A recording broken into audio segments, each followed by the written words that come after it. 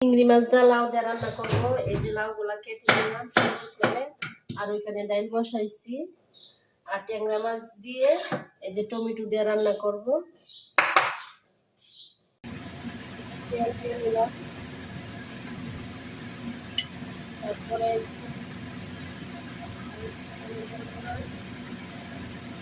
আর এখানে টমেটো দিয়ে দিলাম ডালের মধ্যে, একটু নুন দিয়ে দিলাম, তেল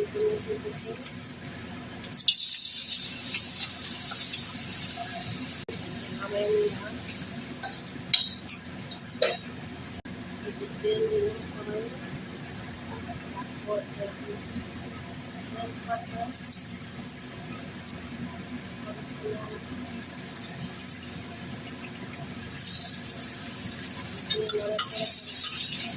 একটা কাঁচামরিচ দিয়ে দিব,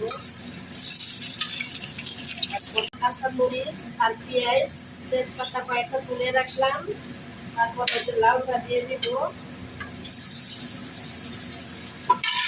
সামান্য একটু পানি দেব, তারপরে ধনিয়ার গুঁড়া দেব, হলুদ দিব, তারপরে লবণ দিব, হলুদের গুঁড়া দিয়ে দিলাম, ধনিয়া দিয়ে দিলাম,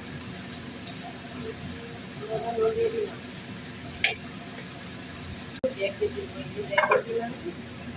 পেঁয়াজ তেজপাতা এগুলো একটু বেটে নেব।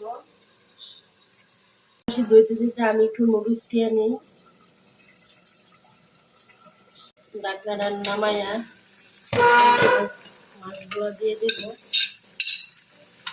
আর এখানে বাটা মশলাটা দিয়ে দিব, বাটা মশলা দিয়ে দিলাম, নাড়াচাড়ি করলাম, ধনে পাতাগুলা দিয়ে দিলাম, এখন একটু রেখে দিব। চিংড়ি মাছ দিয়ে লাউ দিয়ে আমার রান্না শেষ। অবশ্যই আপনারা এইভাবে রান্না খেয়ে দেখবেন, ভালো লাগবে। এই যে নামায় ফেলাইলাম, চিংড়ি মাছ লাউ দিয়ে এইভাবে রান্না করে খেয়ে দেখবেন, অবশ্যই ভালো লাগবে।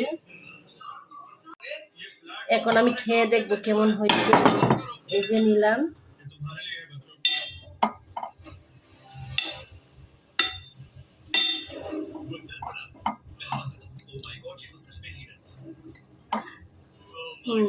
এইরকম স্বাদ হয়েছে, সেরকম।